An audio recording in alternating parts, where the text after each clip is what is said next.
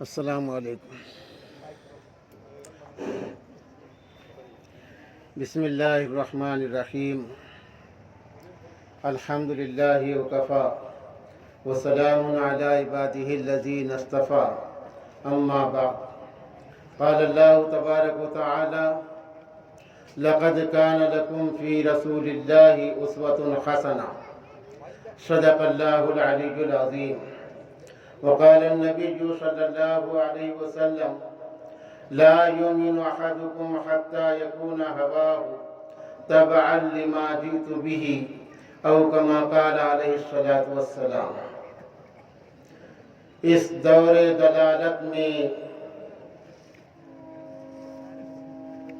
ظلمات کے اندھیرے، اس دور ظلمات میں دلالت کے اندھیرے خورشید رسالت کی دیا مانگ رہے ہیں۔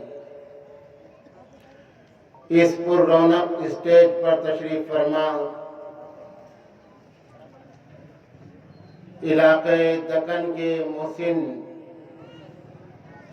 قطب دکن حضرت مولانا محمد عبد الغفور صاحب رحمہ اللہ کے صاحبزادہ محترم حضرت قاری شمس الحق صاحب قاسمی دامت برکاتہم صدر جمعیت علماء مراٹھواڑہ، اسی طرح اس قافلے کے ایک عظیم جز اور حصہ حضرت مفتی عبد الرحمن صاحب اشرفی، جنرل سیکریٹری جمعیت علماء مراٹھواڑہ، حضرت مفتی عبد الرزاق صاحب ملی، ناظم تنظیم جمعیت علماء مراٹھواڑہ، اور عزیزم مفتی حماد صاحب قریشی قاسمی، آرگنائزر جمعیت علماء مراٹھواڑہ، اور ضلع پربھنی کے صدر محترم حضرت مولانا محمد صادق صاحب ندوی دامت برکاتہم العالیہ، اور دیگر اسٹیج پر تشریف فرما علماء کرام، حفاظ اعظام اور سامعین، عزیز طلبہ اور عزیز بچوں، اطراف سے تشریف لائے ہوئے جمعیت علماء کے خدام، عہدیداران، صدور، آج کا ہمارا یہ عظیم الشان اجلاس عام میرے اور آپ کے آقا سرور کونین تاجدار انبیاء روح کائنات حضرت محمد رسول اللہ صلی اللہ علیہ وسلم کی ذات اقدس سے منسوب ہے، اور یہ ہنگامی کسی واقعے کے تناظر میں جمعیت علماء کا قائم کیا ہوا اسٹیج نہیں ہے۔ ہنگامی اسٹیج مفاد پرست قائم کرتے ہیں، قوم کے معمار قائم نہیں کرتے۔ قوم کے معمار اپنی روایات کے ساتھ چلتے ہیں۔ ہندوستان کے اندر ملت کے سرمایہ کا نگہبان مانے بھی تو ہے اور نہیں مانے بھی تو ہے، اور وہ ہے دارالعلوم دیوبند۔ جہاں وہ ہندوستان کے اندر سرمایہ ملت کا نگہبان ہے، وہیں وہ ساری دنیا کے اندر پیارے آقا صلی اللہ علیہ وسلم کی روشنی کو پہنچانے کا ایک بہت بڑا محرک اور بہت بڑا کردار ہے۔ دنیا نے نہیں بلکہ دنیا کی سازشی ذہنیت نے ہمیشہ اس بات کی کوشش کی کہ ملت اسلامیہ کا سر رشتہ کسی طرح دارالعلوم سے ٹوٹ جائے، رسمی رشتہ باقی رہے، کوئی حرج نہیں، نام نہاد محبت کے نام پر یہ دارالعلوم سے جڑے ہوئے رہے، حرج نہیں، لیکن روحانی، عرفانی، علمی اعتبار سے اور قیادت کے اعتبار سے مسلمانوں کا سر رشتہ دارالعلوم سے کٹ جائے، یہ کوشش ہے دنیا کی عالمی سازشی ذہنیت کی، جو ہمیشہ سے ستیزہ کار رہا، ازل سے تا امروز ستیزہ کار رہا، ازل سے تا امروز چراغ مصطفی سے شرار بولہبی، ہمیشہ اس نے یہ کوشش کیا، اس لیے کہ یہ سازشوں کا لب لباب ہے، اس کو کچھ نہیں کرنا پڑے گا۔ اگر اتنے میں وہ کامیاب ہو گیا کہ ملت اسلامیہ ہندیہ کا رشتہ دارالعلوم سے مقصد کے اعتبار سے ٹوٹ گیا، اس کو کچھ کرنے کی ضرورت نہیں، اب یہ ملت خود گمراہ ہو جائے گی۔ اب یہ دین کے نام پر رسم و رواج کی عادی تو بنے گی، اب یہ نعرے باز قوم تو بن جائے گی، اب یہ برہنہ نعرے لگانے والی اور برہنہ جوش دکھانے والی قوم تو بن جائے گی، لیکن پیارے آقا صلی اللہ علیہ وسلم کا مشن اور پیارے آقا صلی اللہ علیہ وسلم کی بعثت کا مقصد اس کی زندگی سے نکل جائے گا، یہ رسمی جشن منانے والی قوم بنے گی،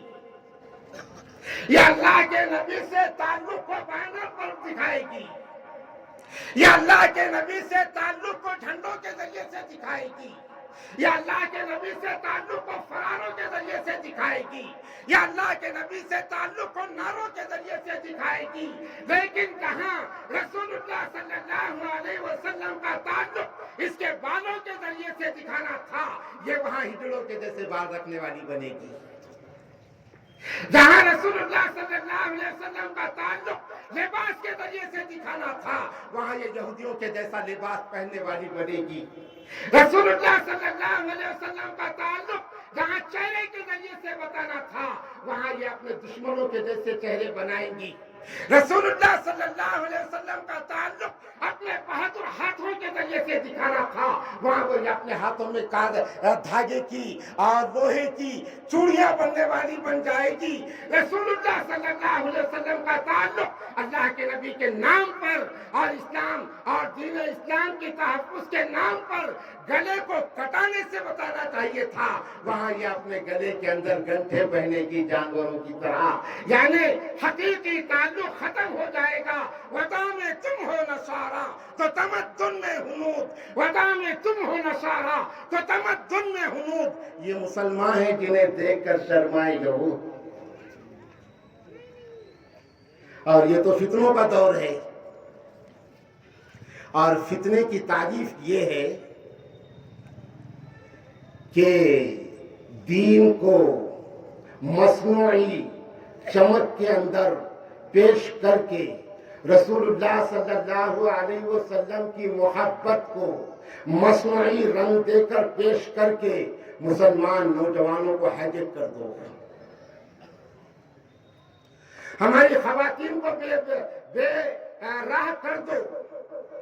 رسول اللہ کے دین کے نام پر خواتین کو باہر نکال دو، رسول اللہ کی محبت کے نام پر نوجوانوں کو بے راہ کر دو، اور یہ نوجوان سمجھے گا کہ میں تو اللہ کے نبی سے محبت کر رہا ہوں، ایک عالم دین سے کہہ رہا ہے۔ وہ نوجوان شاید جس کو طہارت کا مکمل طریقہ بھی نہیں آتا، وہ مولانا میٹنگ میں نہیں آئی، کیا وہ مولانا کو مدرسے کے لیے چندے کے واسطے آنا نہیں ہے؟ وہ مولانا تو اللہ کے نبی کے نام پر اور تحفظ کے نام پر اور اللہ کے نبی صلی اللہ علیہ وسلم کے گستاخ کے لیے میٹنگ لی گئی اور وہ نہیں آئے۔ یہ جملہ اس کا جس کو نمازوں کی پرواہ نہیں ہے، جس کے بال یہودیوں کے جیسے ہے، جس کا لباس یہودیوں کے جیسا ہے، جس کو شاید طہارت بھی کبھی لینا یاد نہیں آتی، اور وہ سمجھ رہا ہے کہ اچانک آرتی اتارنے والے کی آواز پر میں عاشق رسول بن گیا۔ وہ سمجھ رہا ہے کہ اچانک عاشق رسول کے نام کو میں نہیں جانتا، حضرت عالمگیر اورنگزیب رحمت اللہ علیہ کی زندگی سے لا علمی کا اظہار کرنے والا اس کی آواز پر یہ بھی سمجھ رہا ہے کہ میں عاشق رسول بن گیا۔ اس کا نام ہے فتنہ۔ قوت فکر و عمل پہلے فنا ہوتی ہے، قوت فکر و عمل صحیح سوچنے کی طاقت، صحیح سمت کام کرنے کی طاقت، یہ پہلے قوموں کے دل سے اور قوموں کی زندگی سے نکل جاتی ہے۔ ایک بار دوربین نے کہا تھا قوت فکر و عمل پہلے فنا ہوتی ہے پھر کسی قوم کی شوکت پہ زوال آتا ہے۔ آج سے کچھ سال پہلے وہ حسین احمد مدنی کہہ رہا تھا ہندوستان کے مسلمانوں سے کہ ہندوستان کے مسلمانوں اس دھرتی کی مٹی میں تمہارا خون شامل ہے۔ تم علیحدگی کا جو نعرہ لگا رہے ہو ذرا بتاؤ تو صحیح یہ دلی کی جامع مسجد کس کے حوالے کر کے جانے کا ارادہ رکھتے ہو؟ ذرا بتاؤ تو صحیح ہند الولی حضرت معین الدین چشتی رحمت اللہ علیہ کا مزار یہ کس کے ذمہ دے کر جانا چاہتے ہو؟ وہ تاج المساجد بھوپال کی زمین پر وہ کس کے حوالے کر کے جانا چاہتے ہو؟ اس وقت یہی قوم تھی جس نے اندھے جذبات میں اور ایک برہنہ جذبات جس کی نسل میں بھی شک تھا وہ قائد اعظم بن گیا تھا اور اس کے نعرے پر یہ قوم کھڑی ہو گئی تھی اور علماء دیوبند کے شان میں گستاخی کرنے پر آمادہ ہو گئی۔ حسین احمد مدنی کی پگڑی اچھالنے لگی، ہمارے اکابرین کے پر شراب کی بوتلیں پھینک کر ماری گئی، لیکن زیادہ عرصہ نہیں گزرا آج وہ بھی خون کے آنسو رو رہے ہیں جنہیں مہاجر آج تک کہا جا رہا ہے۔ اور آج ہم بھی یہاں پریشان کسی درجے میں، ویسا تو بہت اچھا ہے، یہ مٹی ہم سے بغاوت نہیں کر سکتی، اور جتنے بھی باغی اس مٹی پر آئے وہ بہرحال رسوا ہو کے چلے گئے، اس لیے کہ توحید کی لے سنی تھی۔ دنیا نے جس مکان سے میرے حرم کو آئی ٹھنڈی ہوا جہاں سے میرا وطن وہی ہے۔ اس لیے بزرگوں اور دوستوں پیارے آقا صلی اللہ علیہ وسلم کی سیرت طیبہ کا تقاضا یہ ہے کہ ہم اپنی عملی زندگی میں اللہ کے نبی کی سیرت کو شامل کریں، اور یہی منشا اور یہی تڑپ اور یہی درد ہے ہمارے ملک کی عظیم ترین جماعت دارالعلوم دیوبند کا ہدیہ اور تحفہ جمعیت علماء ہند، جمعیت علماء مہاراشٹر اور تمام اس جماعت کی ذیلی تنظیموں کا۔ اس موقع پر میں تو یہ چاہ رہا تھا کہ حضرت قاری صاحب کلیدی باتیں پیش کریں، اور اس کے بعد ہمارا جو اصل روحانی اور